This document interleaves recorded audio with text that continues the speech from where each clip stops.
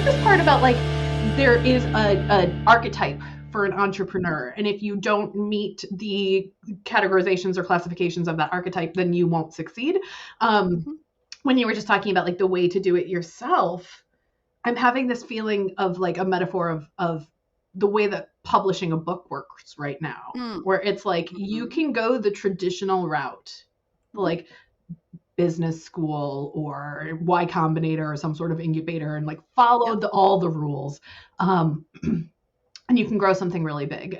But that, in the metaphor of book publishing, it's like you go get an agent, and then you get an editor, and then you sign a contract with a publishing house, and then they determine here's when you release and here's who your marketing team is, and you kind of have to follow the rules of writing that book.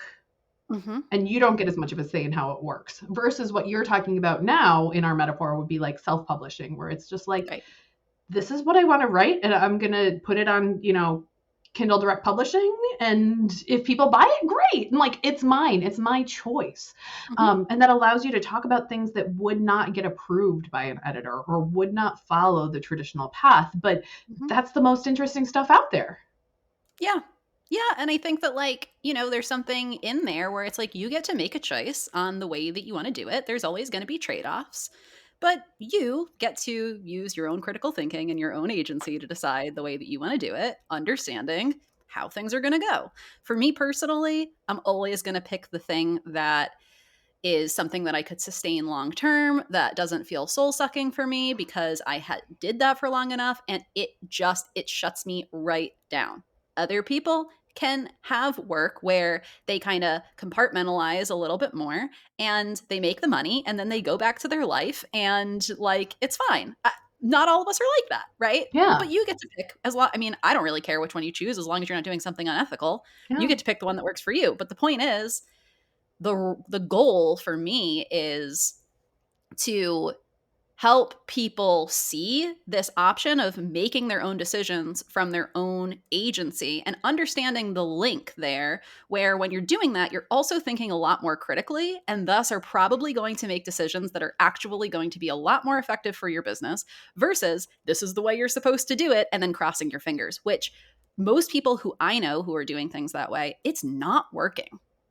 And it may work short term, right? Like it may, especially if you're following a framework from somebody else, or you got into a program fast and not everyone else has taken those same approaches. You might feel like you're innovating in some way. But every marketing trend has an end to it. Every business trend has an end to it. That's the point of a trend. Right. Whereas a strategy is not a trend. Right. And a strategy is linked to specific goals. And to have specific goals, you need to be clear on what you actually want for your business. And then from there, you critically decide, like, you use your critical thinking to decide what you are going to do to get to those goals. Doing something because it's, quote, the way it's done, and because enough people on YouTube said that this is the way to do it, is not strategic. But it looks strategic on paper, and it's what we've been sold as strategic. So many people go that route, don't know why they're burnt out, think they're the only ones. And it's like, no. That's just not really actually strategic advice. And is that something that you are like actively dismantling with your clients? Like when do your clients find you? Are they in this sort of, build the funnel, post on social, be all the places all the time to all the people? Or have they already sort of started to extract themselves from that, and then they find you? Like, at what point does a person start working with Brooke Monaghan? Yeah. There's two different places where people start working with me. Either in the very beginning, when they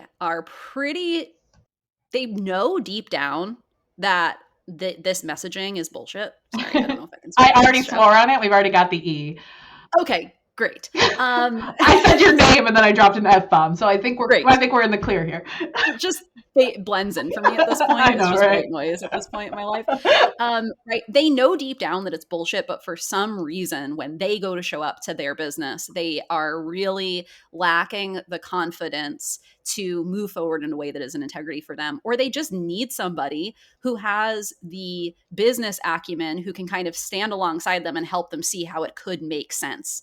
You know, like it's not just a total they're not like going off the rails, you know? So people who are in that early stage and are really having a hard time even getting past, they've plateaued early because the way that they're trying to do things is really unsustainable for them and it's really misaligned. But I also work with people who are further along who have grown their businesses or existed are in an organization that has grown to a certain level, and now they're growing their teams and they're experiencing this in a leadership role. So how am I supposed to lead? What does good leadership look like? And are kind of robotic in the way that they're trying to lead their teams and don't recognize that the same things that they did to get where they're at in their business from that, critical thinking in your agency, business strategy perspective, that challenging the way that things are being done in their industry, they can also be a bit more authentic in the way that they lead and trust themselves a bit more to lead their team in a way that is effective, and showing up like honestly with their team doesn't mean that everything is going to fall apart.